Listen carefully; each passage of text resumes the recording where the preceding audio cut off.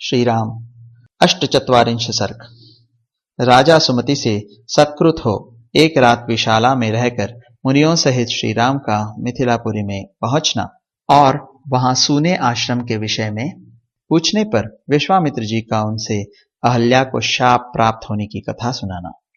वहां परस्पर समागम के समय एक दूसरे का कुशल मंगल पूछकर बातचीत के अंत में राजा सुमति ने महामुनि विश्वामित्र से कहा, ब्राह्मण आपका कल्याण हो।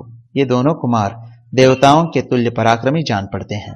इनकी चाल ढाल हाथी और सिंह गति के समान है। ये दोनों वीर सिंह और सांड के समान प्रतीत होते हैं। इनके बड़े बड़े नेत्र विकसित कमल दल के समान शोभा पाते हैं।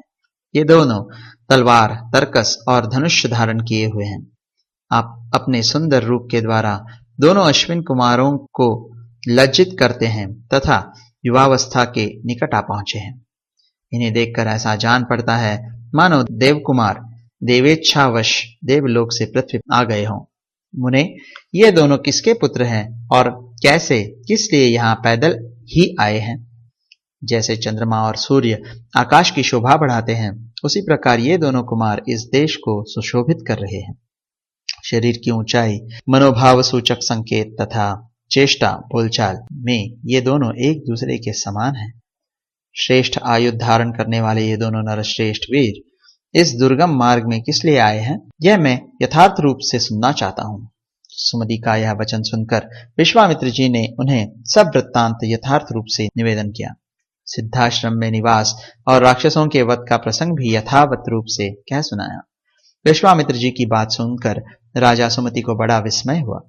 उन्होंने परम आदरणीय अतिथि के रूप में आए हुए उन दोनों महाबली दशरथ पुत्रों का विधि पूर्वक अतिथि सत्कार किया। सुमति से उत्तम आदर सत्कार पाकर वे दोनों रघुवंशी कुमार वहां एक रात रहे और सवेरे उठकर मिथिला की ओर चल दिए। मिथिला में पहुंचकर जनकपुरी की सुंदर शोभा देख सभी महर्षि साधु साधु कहकर उसकी भूरी भूरी प्रशंसा करने लगे।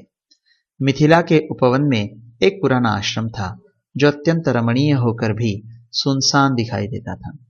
उसे देखकर श्री रामचंद्र जी ने मुनिवर विश्वामित्र जी से पूछा, भगवान, यह कैसा स्थान है जो देखने में तो आश्रम जैसा है, किंतु एक भी मुनि यहाँ दृष्टिगोचर नहीं होते हैं। मैं यह सुनना चाहता हूं कि पहले यह आश्रम किसका था।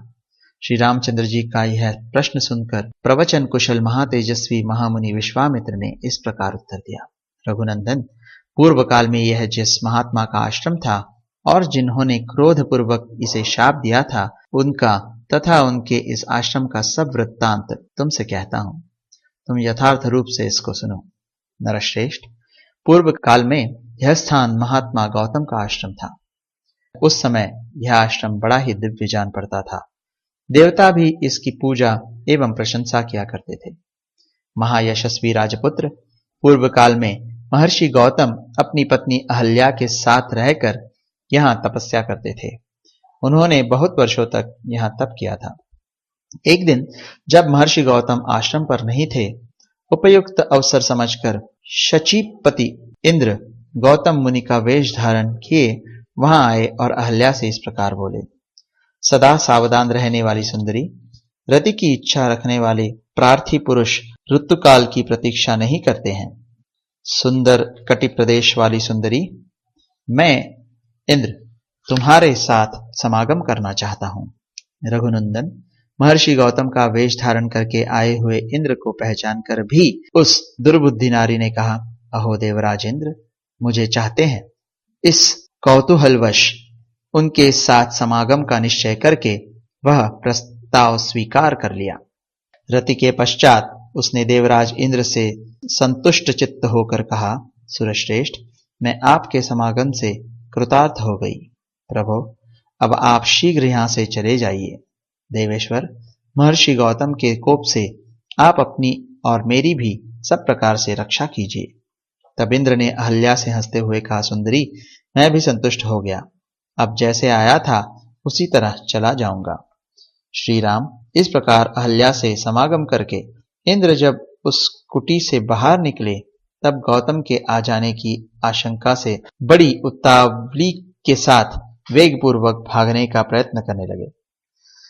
इतने में ही उन्होंने देखा देवताओं और दानवों के लिए भी दुर्धर्ष तपोबल संपन्न महामुनि गौतम हाथ में समिधा लिए आश्रम में प्रवेश कर रहे हैं। उनका शरीर तीर्थ के जल से भीगा हुआ है और वे प्रज्वलित अग्नि के समान उद्दीप्त हो रहे हैं। उन पर दृष्टि पड़ते ही देवराज इंद्र भय से थर्रा उठे। उनके मुख पर विषाद छा गया। दुराचारी इंद्र को मुनि का वेश धारण किए देख सदाचार संपन्न मुनिवर गौतम जी ने रोष में भरकर कहा, दुर्मते, तूने मेरा रूप धारण करके यह न करने योग्य पाप कर्म किया है, इसलिए तू विफल अंड कोशों से रहित हो जाएगा। रोष में भरे हुए महात्मा गौतम के ऐसा कहते ही सहस्त्राक्ष इंद्र के दोनों अंडकोश उसी क्षण पृथ्वी पर गिर पड़े।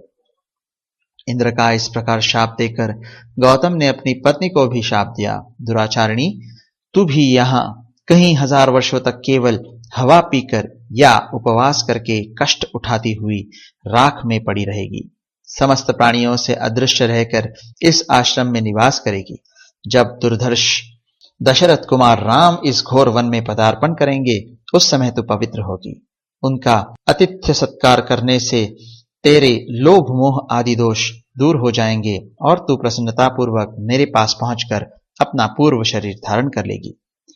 अपनी दुराचारिणी पत्नी से ऐसा कहकर महातेजस्वी महातपस्वी गौतम इस आश्रम को छोड़कर चले गए और सिद्धों तथा चारणों से सेवित हिमालय के रमणीय शिखर पर रहकर तपस्या करने लगे। इस प्रकार श्री वाल्मीकि निर्मित आर्ष रामायण आदि काव्य के बालकांड में अंग 48वां सर्ग पूरा हुआ।